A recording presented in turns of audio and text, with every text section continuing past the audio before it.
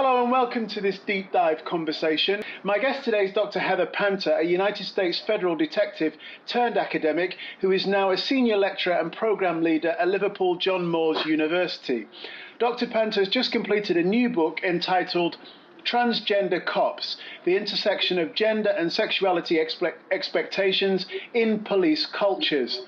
Dr. Panter's book examines the experiences of transgender police officers in the United States and in England and Wales.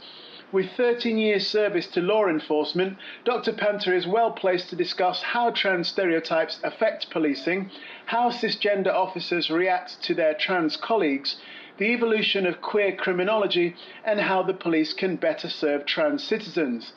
My thanks to Liverpool John Moores University for its help with this interview. Dr. Heather Panter, welcome to this podcast. Thank you.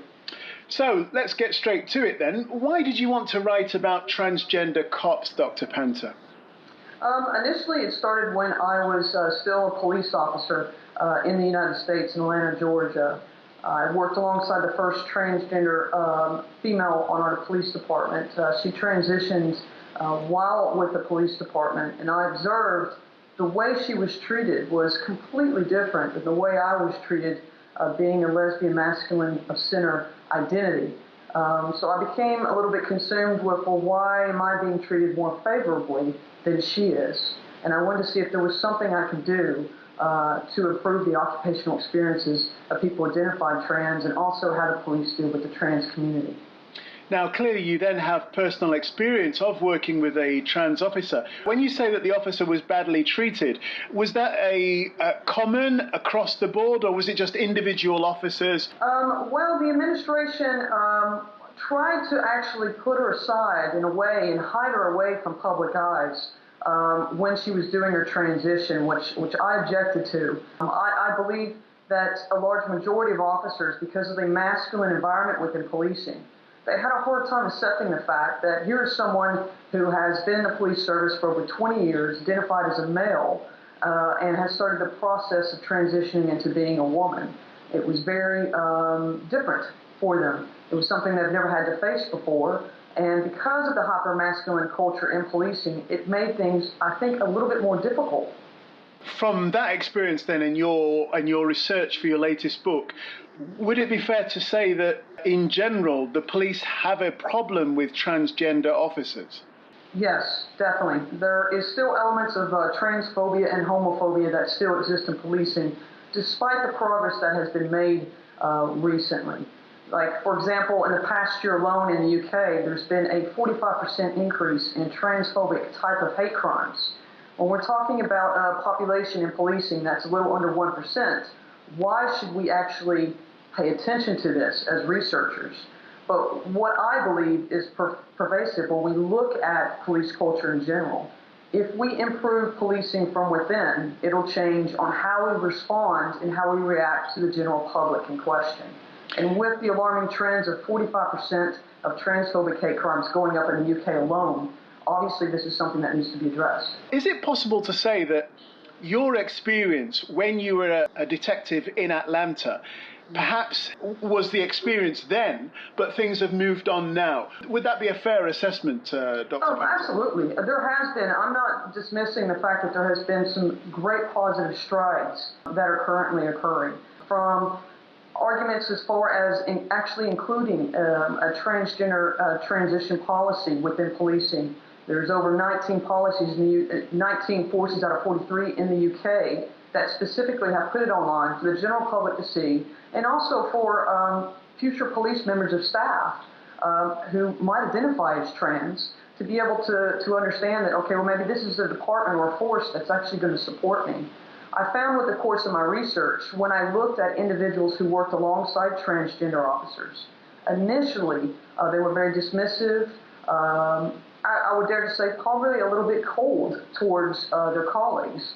But what was interesting, what was very positive, I found, is that having positive leadership, making sure you effectively combat any bias incidences, and also spending more time with your transgender colleague is going to make you more comfortable when you're interacting with them. So there was a positive lining to all this research.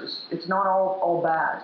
So that was very something that police forces are currently looking at. When I've spoken to the College of Policing, there's some reforms that need to still take place. What incentives can be offered to police to change this culture, this mentality towards trans officers and, from it by extension, to trans people? Whenever you deal with stigmatized minorities, this is always a difficult question to actually answer. It's almost like bias is kind of a social disease. And if we are not doing an effective job at weeding out individuals before they even enter the service, then we're kind of in a predicament where we're allowing this disease to fester and to become more cancerous. We're going to come back to this issue of bias later in our conversation, Dr. Panter. Looking at the publicity for your book, it states that your research makes a, quote, strong contribution to the literature in critical criminology and queer criminology. For the record, what is queer criminology and what can we learn from it?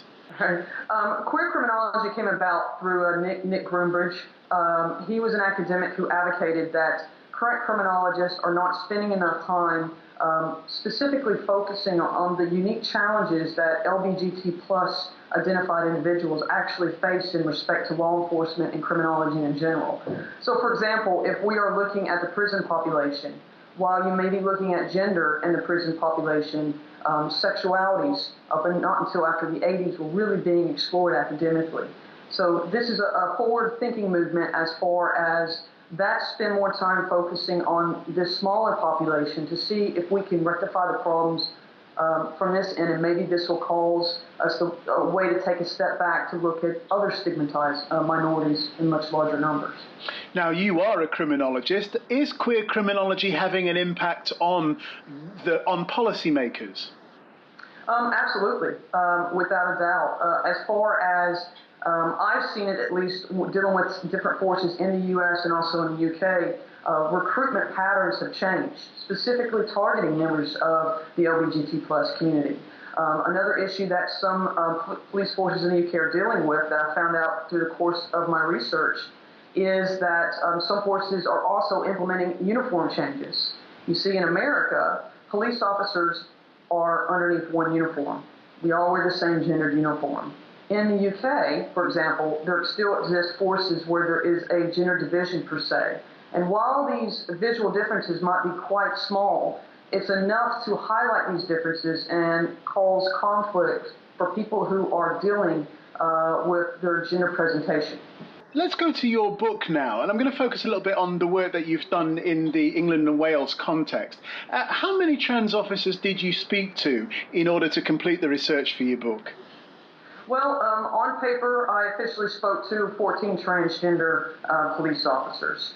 But obviously, during the course of my research, I spoke to many more and found out through that, I decided to also speak to their colleagues, some of their colleagues who work alongside with them. So I had over 25 cisgender colleagues in respect to the research. What did the trans officers tell you about their experiences? Were there common threads, or was each transgender officer going through a specific set of experiences which were unique?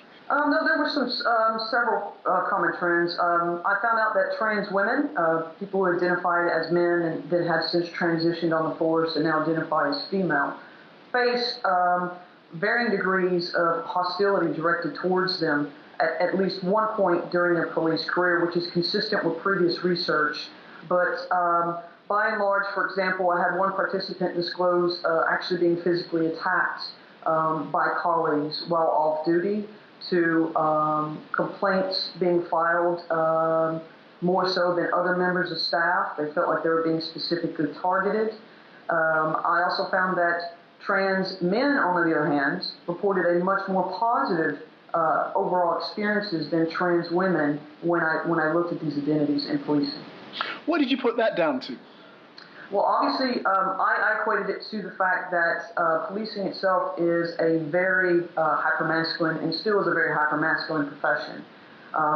The physical performance abilities that's required within policing, it requires more deemed masculine-centered type of capabilities. So jumping over fences, chasing cars, chasing bad guys, things along these lines. This is deemed typically a more masculine type of behavior. Masculinity has been pervasive as far as being an issue when we talk about gender and the way it exists in policing. Now, you are a former detective. You've worked in Atlanta and at federal level. You understand this culture. What did the colleagues of trans officers tell you about their experience? Because they're also a part of this process, I would have thought. Yeah, it was kind of interesting because I found that cisgender men who didn't identify as being gay, if they worked alongside their colleagues and spent a sufficient amount of time alongside their colleagues, they did report some very positive experiences, and that even the simple fact of working alongside of them had improved how they perceived members of the trans community. It was an educational experience for them. But there were also some alarming things that I found during the case of my research. When looking at my LBG participants, several of them disclosed their own internal issues with trans identities in policing. What would they be? To a certain extent, there were several lesbians who disclosed that they didn't understand what a trans man was, and they felt that the trans men may be, in a way, discounting their own identities within policing because they're fighting different battles. They don't view them as being on the same grouping, per se, social grouping.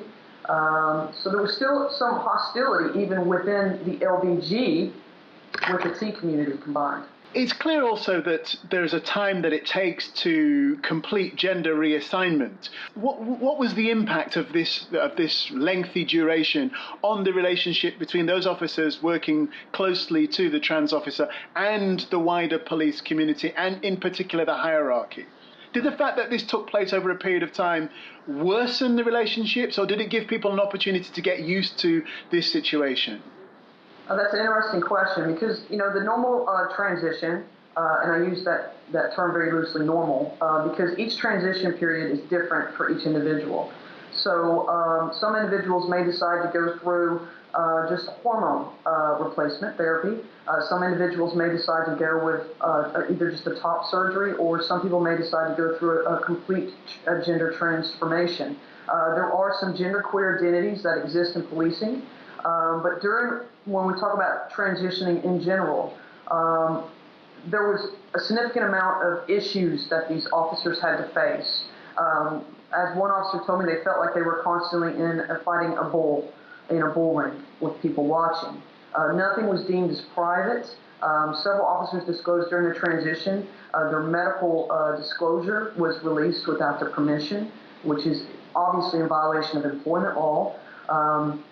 But the transition period can take years, 5 to 10 years for some individuals. Each transition period is different for each individual, and also how they want to align with their gender presentation when we talk about the transgender spectrum. I can imagine that there is a surgical intervention, but there may well be other stages before you get to that. Were you dealing with trans officers who went as far as surgical intervention or not? Oh, no, yes. A large percentage of them had gone through some type of surgical or medical intervention as far as dealing with their gender dysphoria. But two of my participants identified as genderqueer, and one of my participants identified as a transvestite. So largely, the people I spoke to had some type of surgical intervention by the time I had began my interviews with them. The police service is a highly regulated profession. There are codes of conduct. There is a very established hierarchy. Give us a sense of what is happening to these trans officers once they come out, once they make their colleagues aware of what they intend to do, so that we have a sense of the environment in which the trans officer is forced to work. Well, for some officers, they disclosed that the administration was very supportive. They brought them in. They sat down, listen, we want to make this work.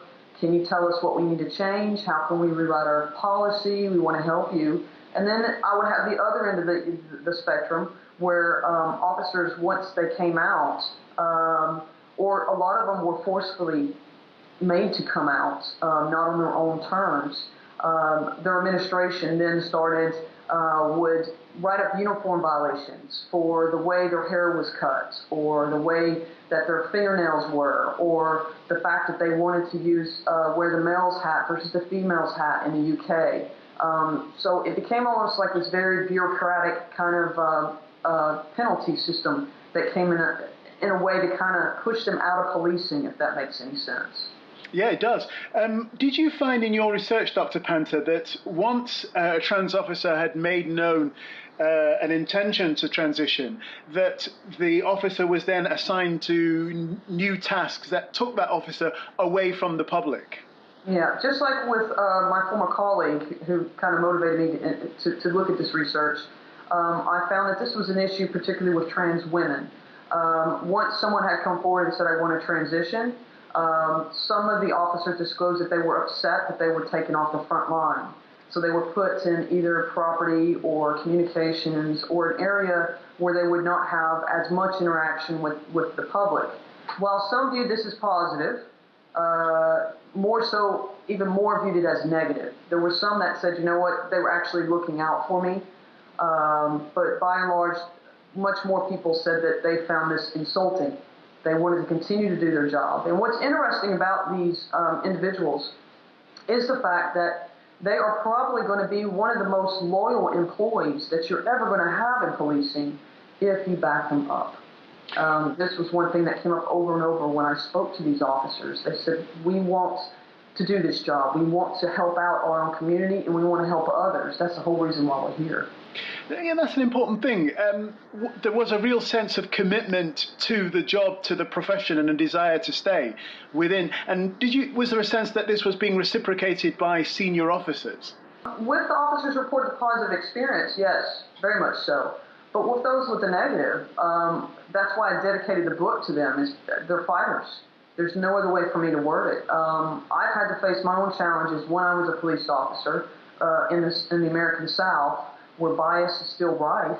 But when we're talking about the trans officers in general here in the UK, the things that they disclosed to me, I was just appalled by.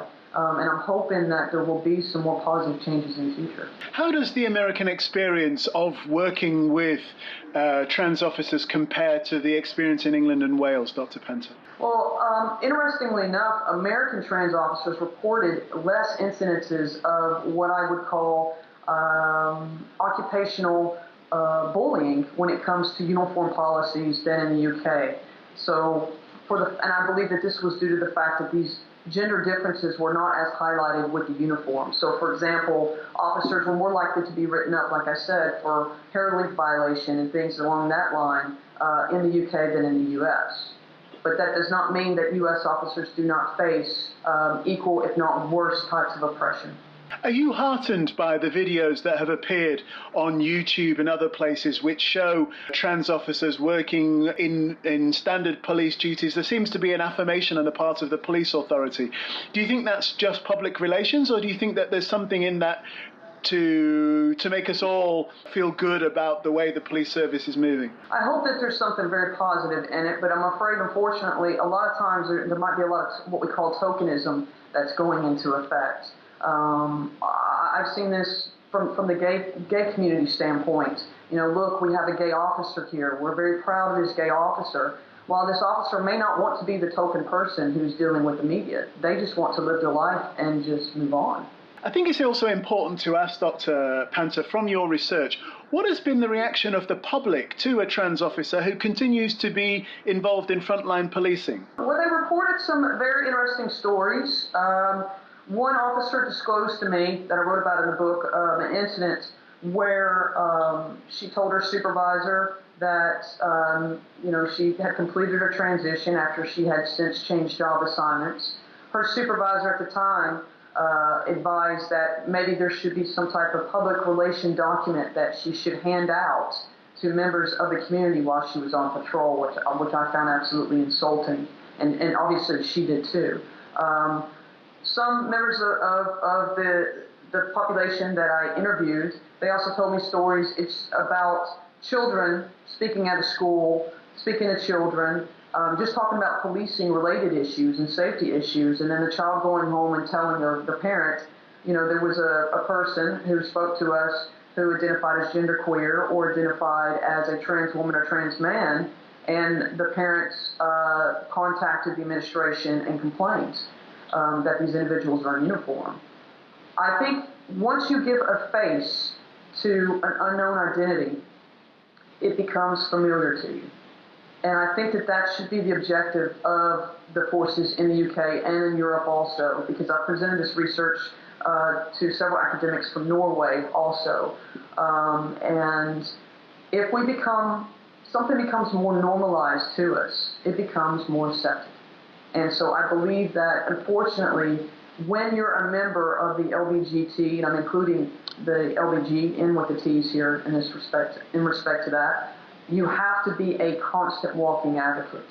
It is not a role that you want to willingly take, but you realize as a person embedded into policing that this is something you will have to constantly face every day of your career, and you might as well do something positive with it.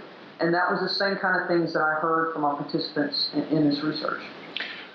What do you make of the argument, Dr. Panter, that a transgender officer involved in frontline policing could be considered to be a distraction at a moment where control of the situation, critical response, immediate authority is decisive and important?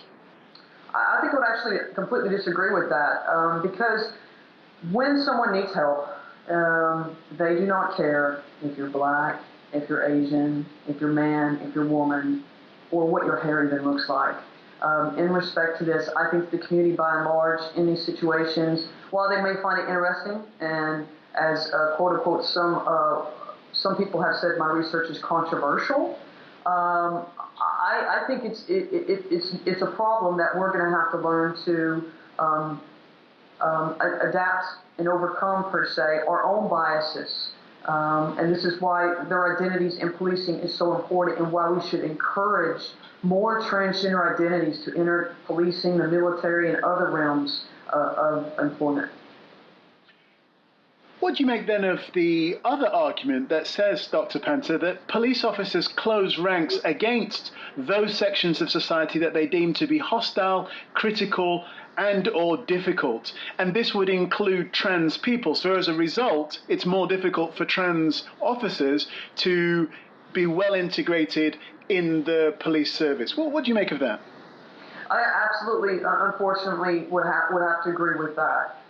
If we look at other populations in respect to stigmatized minorities, for example, the black community in policing, there's a large percentage of black individuals in the lower ranks in policing, but they're not effectively represented in the upper ranks. If we look at who is a police constable or even the superintendents in the UK, by and large, you're going to be looking at a white male.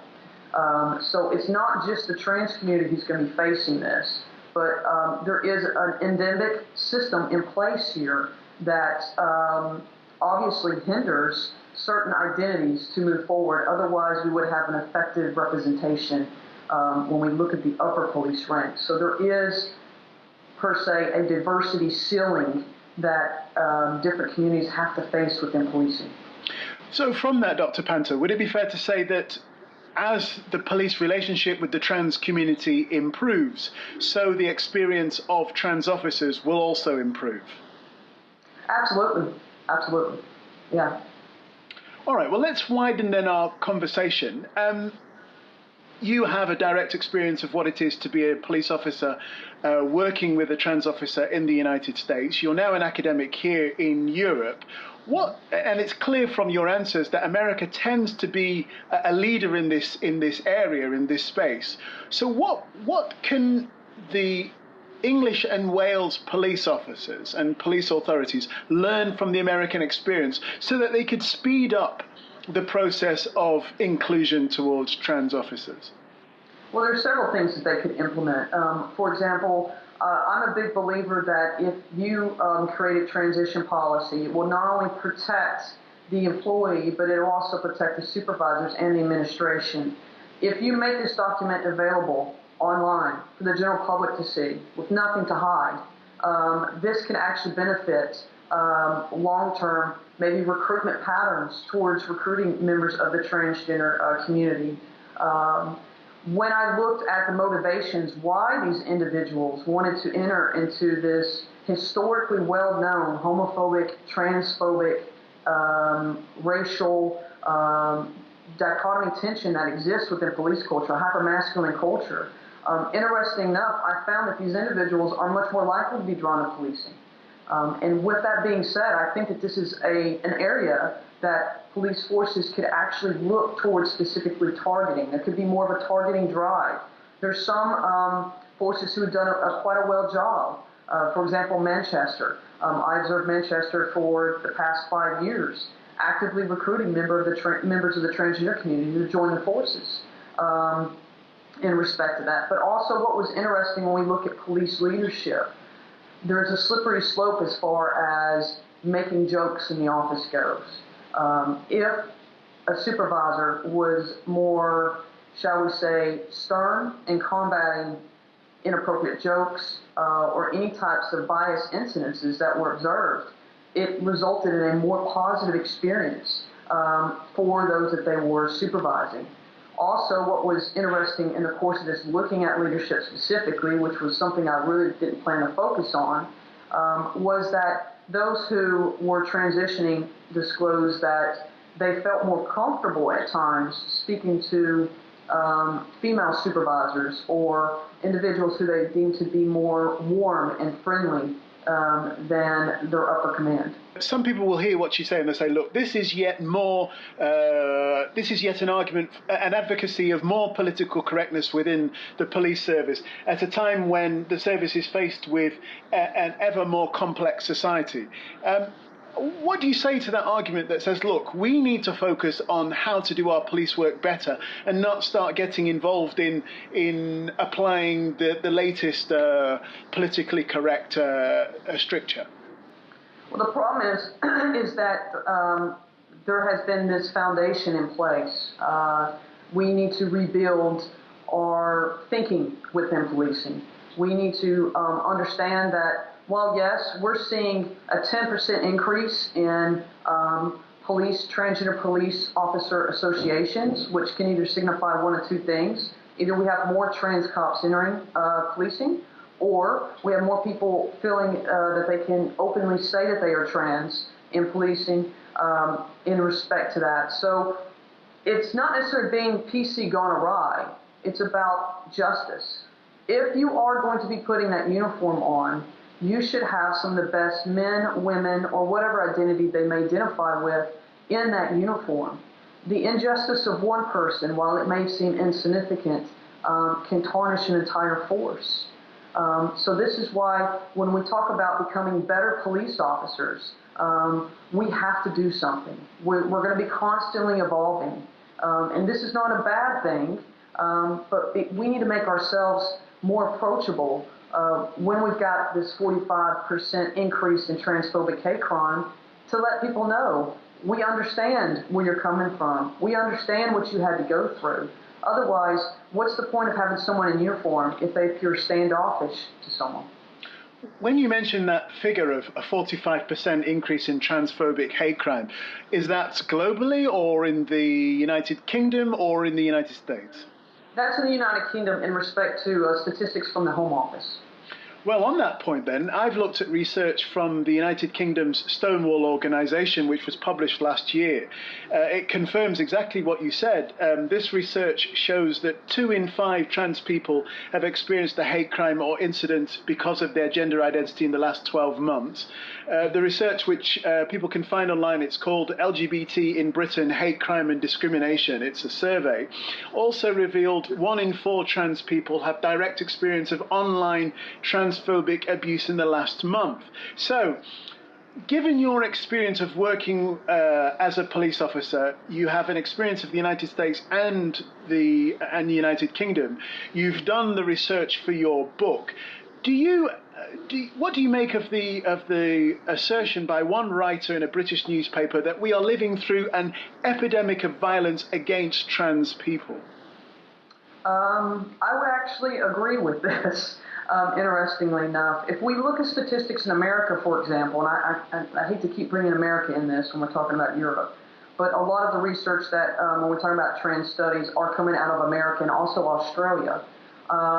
If we look at per capita when it comes to stranger murders, trans women are by and large much more likely per capita than any other pocket to be unfortunately tragically murdered.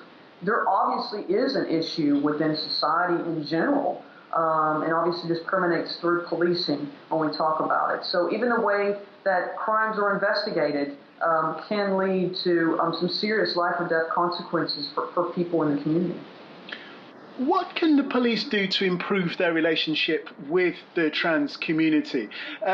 Dr. Panter, is it just an issue of ending selective enforcement? Is that how the relationship between trans people and police will be improved?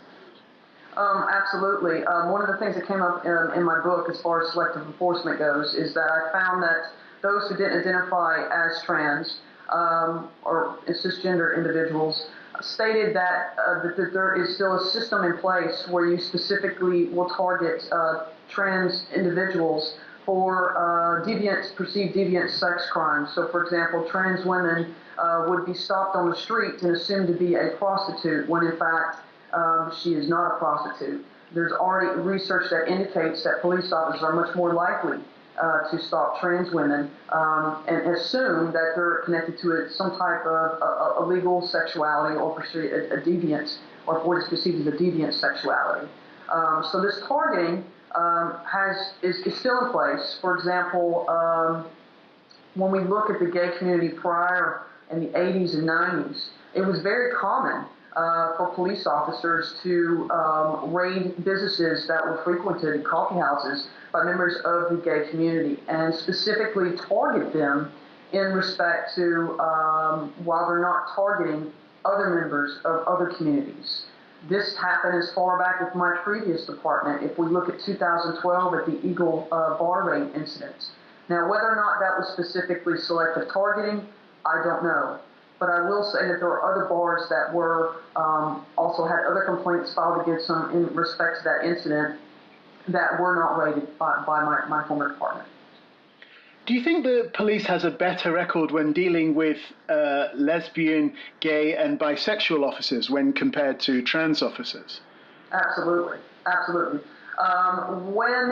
Because LBG identities, which obviously are statistically, when we talk about representation, are much larger than transgender identities per se, the fact that now we're seeing more LBG identities in the media, in different walks of life, working in the same office now, and people feeling comfortable to be able to come out and say, yes, I'm a member of the LBG community, has normalized it to a certain extent within work environments and also within social environments. This makes it much easier, I believe, when we talk about acceptance.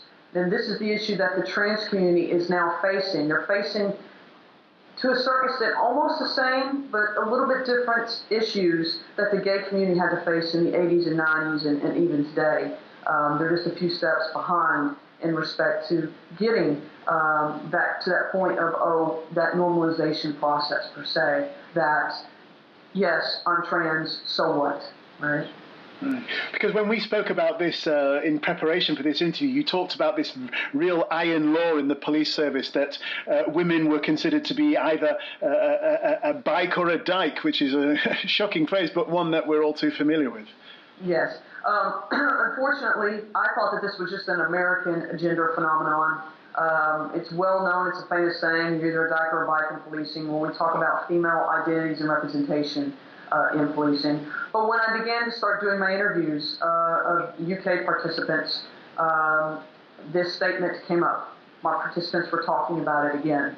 And so this is something that is pervasive not just in America, but also in the UK. I was hoping with the two different police environments that things might be better in the UK, but obviously there are still social expectations of femininity, or what they perceive femininity to be within policing. And as you can know, when we talk about the connotation of dykes or bikes, neither are viewed as something as being positive when we talk about police culture in general, or society in general. Indeed. As an academic, as a former detective, Dr. Panter, let me ask you this question, which I put to all of the podcast interviewees.